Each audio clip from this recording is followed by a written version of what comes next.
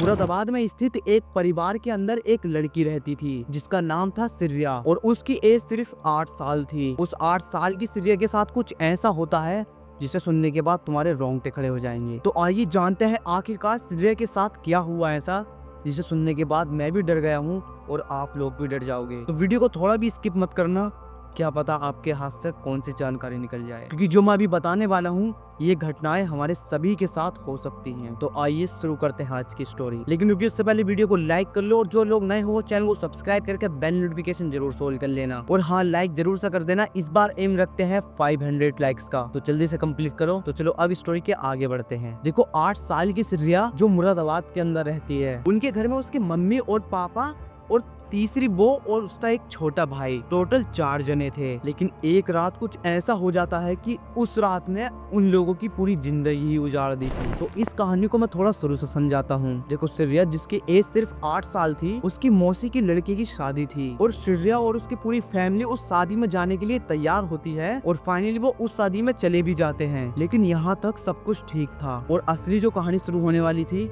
वो थी वहाँ से चलने के बाद। करीबन रात के 2 बजे वो उस शादी में से फ्री होते हैं। सिरिया की मम्मी तो वहीं पर रुक जाती है, लेकिन सिरिया और उसके पापा कार से वहां से वापस आ रहे थे। उन्होंने मुझे ये तो नहीं बताया कि वो शादी में कहाँ गए थे, लेकिन हाँ, वो कार से रात के 2 बजे उस शादी में से वापस आ रहे थे। और जहाँ शादी थी वो होटल कुछ ऐसी इलाके में था जहाँ पर कोई जल्दी से जाने की भी नहीं सोचता, वो भी रात के टाइम, क्योंकि वो शहर से थोड़ा हटके था। मतलब था तो शहर में ही, लेकिन वहां जाने का रास्ता थोड़ा डरावना था। चारों तरफ पेड़ ही पेड़ और सिर्फ सुनसान रास्ता। सिरिया और सिरिया के पापा वहां से निकलते हैं और उस सुनसान रास्ते पर आ जाते हैं। और जैसे ही वो सुनसान रास्ते पर आते हैं, कुछ दूरी पर चलने के बाद उनकी कार अचानक से बंद हो जाती है। और हैरान कर देने वाली बात तो ये थी, उस टाइम पर सिरिया के पापा का फोन भी डिस्चार्ज हो चुका था। हाँ, मुझे पता है आप लोग ये कहोगे कि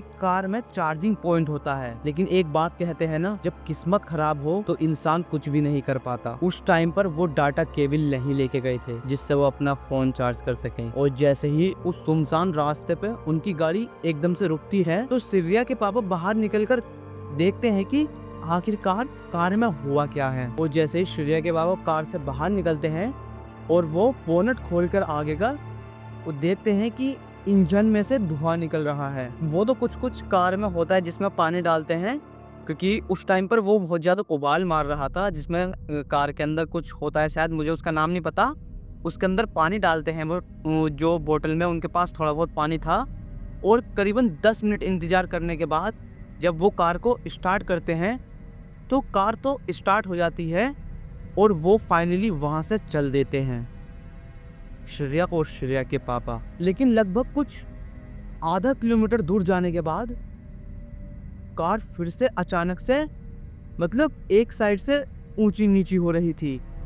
मतलब मानो इधर से ऊंची हो रही थी और इधर से नीची हो रही थी, या मान लो इधर से ऊंची हो रही थी, इधर से नीची हो रही थी।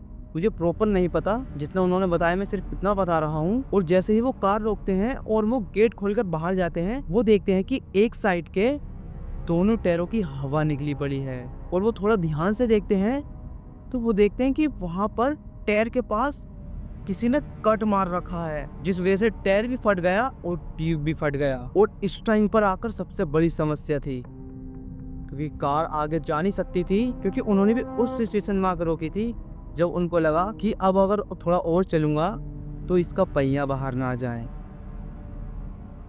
वो उस टाइम पर काफ़ी ज़्यादा डर जाते हैं और वो अपना फ़ोन ऑन करने की कोशिश करते हैं। और फाइनली उनका फ़ोन ऑन भी हो जाता है और वो कार के पीछे जाकर अपनी फैमिली वाले से किससे कहते हैं, जहाँ वो अभी शादी में गए थे, कि मेरे ऐसे ऐसे दोनों टायर में पंचर हो गया है, कोई वहाँ पर आओ। लेकिन सबसे हैरान कर देने वाली बात ये थी, वो जैसे ही बात कर रहे थे, सिरिया की अचानक से चीखने की आवाज आई, मानो कि जैसे उस पर किसी ने एकदम से हमला कर दिया हो या उसने कोई भयानक चीज देख ली हो। सिरिया के पापा एकदम से भागकर कार में जाते हैं तो देखते हैं कि सिरिया वहां पर है ही नहीं। सिरिया के पापा बहुत ज्यादा डर जाते हैं और उसको कार के इधर उधर और सारी खिड़कियां खोलकर कार में देखने लगते हैं। और जब भी सिरिया उन्हें दिखती है कि श्रेया कार के आगे से थोड़ी वहां से आ रही है चलकर। श्रेया के पापा एकदम श्रेया के पास जाते हैं और पूछते हैं कि तुम क्या करने गई थी वहां पर। श्रेया का कोई जवाब नहीं होता। वो चुपचाप आकर कार में बैठ जाती है और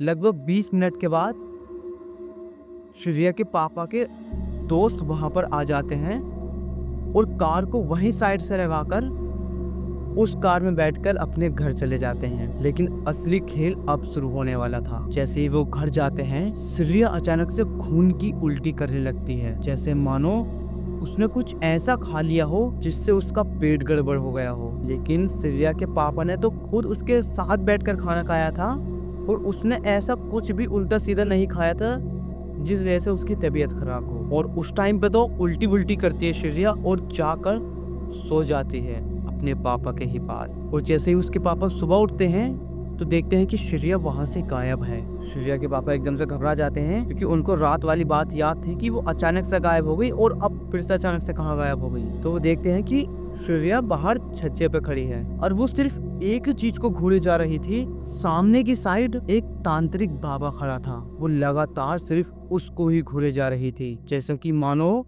वो आपस में कुछ बातें कर रहे हैं। श्रेया के पापा उसको लेकर अंदर आते हैं और फिर डॉक्टर के पास लेकर जाते हैं। डॉक्टर बताता है कि इसको तो कुछ भी बीमारी नहीं है और सिर्फ थोड़ा सा हल्का सा इन्फेक्शन है पेट में, वो भी उल्टी करने की वजह से है। तो श्रेया के पापा उसकी दवाई ववाई लेकर वापस अपने घर आ जाते हैं। लेकिन घर आती श्रेया कुछ ऐसी हरकत करने लगती है जिस हरकत को देखने के बाद श्रेया के पापा समझ जाते हैं कि श्रेया की कोई तबीयत खराब नहीं बल्कि कुछ मामला कुछ और ही है।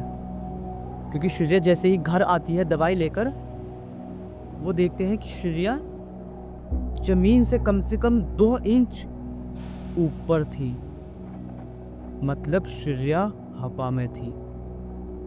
और जैसे ही श्रेया के पापा उसके रूम में जाते हैं, वो एकदम से नीचे गिर जाती है। और जो जमीन से 2 इंच वाली बात थी वो श्रेया के पापा ने खिड़की से देखी थी, क्योंकि श्रेया के पापा देखना चाहते थे कि ये कर क्या रही है अंदर। और जैसे श्रेया के पापा अंदर जाते हैं और वो नीचे गिरती है एकदम से, तो श्रेया के पापा उसके पास जाते हैं और उसको उठाकर बेड पर लेटाते हैं और कहते हैं तुम परेशान मत हो, मैं अभी कुछ करता हूँ। और जैसे ही श्रेया के पापा इतनी बात कहते हैं, श्रेया एकदम तेजी से चिल्लाने लगती है और कहने लगती है कि मुझे यहाँ से कोई नहीं भेज सकता। मतलब श्रेया की जो अंदर थी वो ये कहती है कि अब मुझे यहाँ से कोई नहीं भेज सकता। और जब भी श्रेया के पापा समझ जाते हैं पूरी तरह, वो कंफर्म हो जाते हैं कि इसके अंदर कोई और ही है। श्रेया के पापा अपने एक फ्रेंड को कॉल लगाते हैं और उसका फ्रेंड एक मौलवी को बुला कर लाते हैं और मौलवी उनके घर पर आते हैं। और मौलवी आते ही समझ जाते हैं कि मामला कुछ और ही है। और उन मौलवी के पास कुछ ऐसी ताकत थी जिससे वो उस शक्ति से बात कर पा रहे थे। तो बात खत्म करने के बाद श्रेया के पापा पूछते हैं कि मौलवी साहब आखिर हुआ क्या है मेरी लड़की को, कौन सी शक्ति है जिसने कब्जा कर लिया है और ये हुआ कैसे। तो मौलवी साहब बताते हैं कि तुम जो कल रात जिस जगह पर रुके थे वहां पर 4 साल पहले एक लड़की की मौत हो गई थी, वो भी एक एक्सीडेंट के थ्रू, वही इसके अंदर है। उस टाइम पर श्रेया के पापा ये बात सुनकर काफ़ी ज़्यादा डर जाते हैं और मौलवी साहब से पूछते हैं कि अब क्या किया जाए। तो मौलवी जी उनसे सिर्फ एक ही बात कहते हैं कि मैं कुछ तुम्हें ताबीज़ दूंगा, उस ताबीज़ को उसके हाथ पर और एक ताबीज़ उसके पैर पर और एक ताबीज़ उसके गले में बांध दो।